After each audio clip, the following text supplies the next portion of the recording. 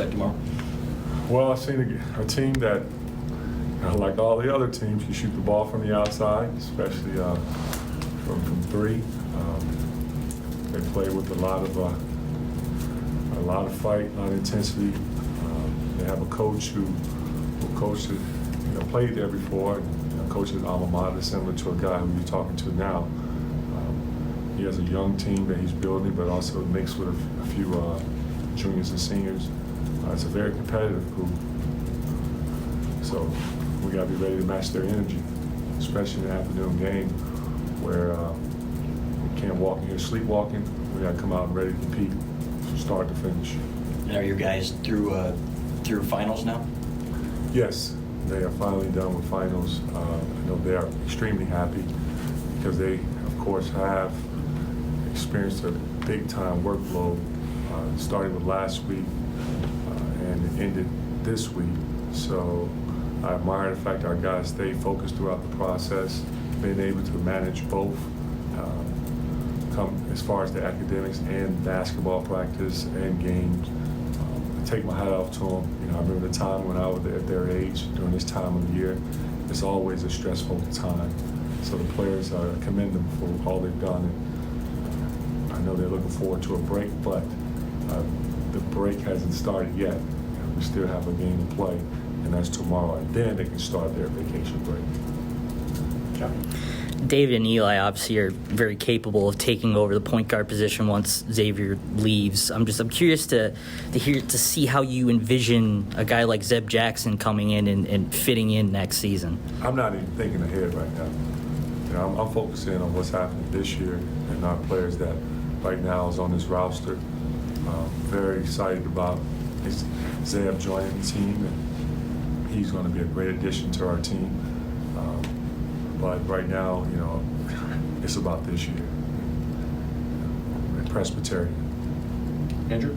Juwan, you just mentioned the vacation after the game. I guess could you share what the schedule is going to be, how many days they get off, and when they come I back? don't know. I haven't even gone that far yet. All I'm thinking about is Presbyterian that we play tomorrow, and then that vacation starts. But I haven't thought about what's happening after that. Gotcha. And then you said you respect every opponent, and I understand from a coaching staff how you can do that, but with 18 to 21-year-old kids, getting them to, how do you instill that mentality in them that they don't overlook a team like this?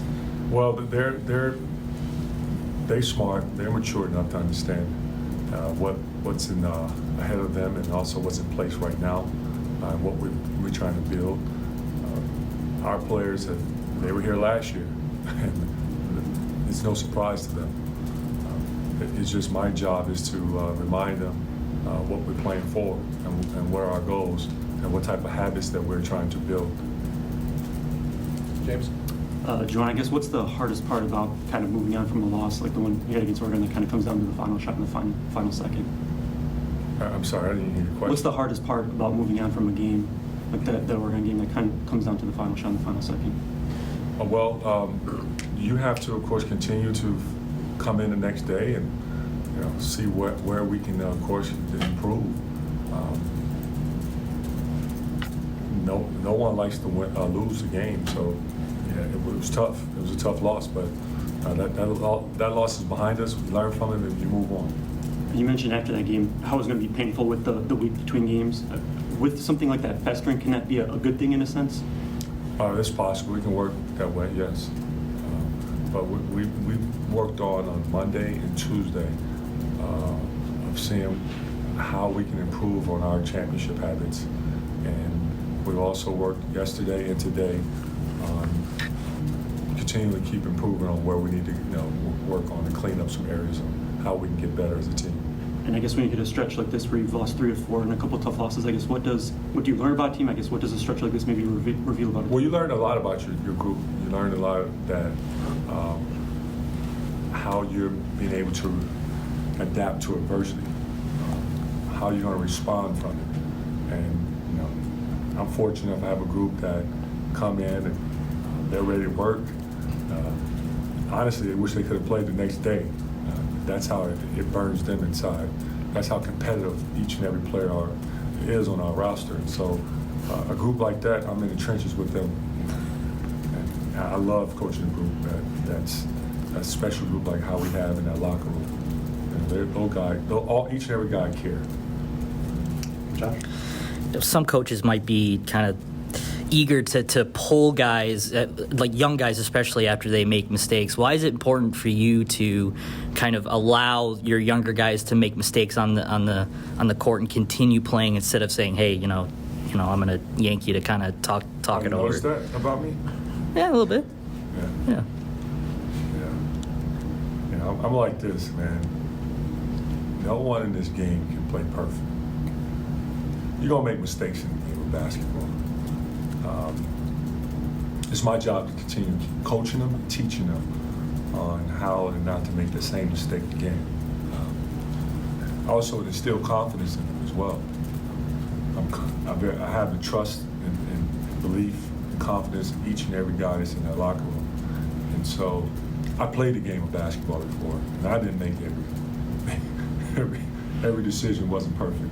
I made mistakes myself on the floor, and I've had coaches that been able to teach me and help me grow. And I've also gone back and watch film and see in what areas and how I can improve. And that's what our guys are all about.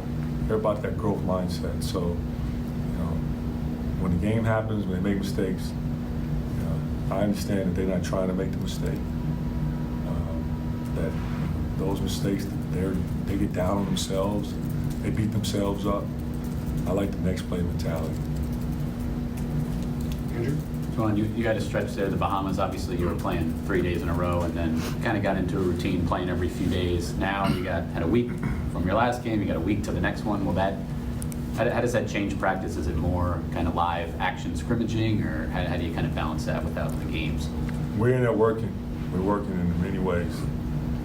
Working a lot of areas on how we can get better defensively, offensively, getting up shots, shooting free throws, watching film. Anybody have anything else? Chris? Just go ahead. You talked about championship habits. What were some of the things that you talked about with your guys in that respect? Oh, we just talk about defensively, how we can improve, having a next shot mentality, competing hard from start to finish, not allowing those mistakes to become compound mistakes, fighting through adversity, everything. And how much of Brandon's emergence, I guess, would you say is confidence related? That's a good question. I just see that Brandon is like growing up in front of our eyes, and it's good to see that Brandon is out there playing with a lot of energy and spirit. He inspiring the group. Each and every guy that you see on the bench cheering for Brandon, because he's the type of guy he just has like a fun-loving, good spirit about him. Brandon, you root for guys like Brandon. I'm just fortunate I'm able to coach him. I love him. I'm happy he's on our side. Unfortunately, tomorrow he would not be able to play because he's dealing with an illness, but he'll get healthy and he'll be ready to go after the break. Brandon? Just want to ask, how would you assess Xavier's offensive play so far? His assist numbers are up, his turnovers are up as well. He's shooting it better, but he's shooting it more. Just how do you kind of break down how he's played on offense? He's been great on offense. Xavier's one of my best players. He's our leader. Offensively, I want him to be aggressive. He's in the gym working every day on his game, on shooting the ball, free throws, finishing at the basket, making right decisions on pick and roll. Unfortunately, he has a coach that has put him in bad situations that messed up his assist turnover ratio with the new system that he has to, of course, learn and pick up, and which he has embraced. I got to do a better job putting him in better situations where he can not have those turnovers that has happened this year, and it'll come, man. It's a part of the growing. It's a part of figuring it out. He's smart enough player where he will. I trust him. He's the guy I want on my side each and every day. Juwan, how long has Brandon been dealing with this illness? I guess? Is it the flu, I'm guessing? Oh, it started yesterday. Yeah. Anything else, guys? Okay, Coach.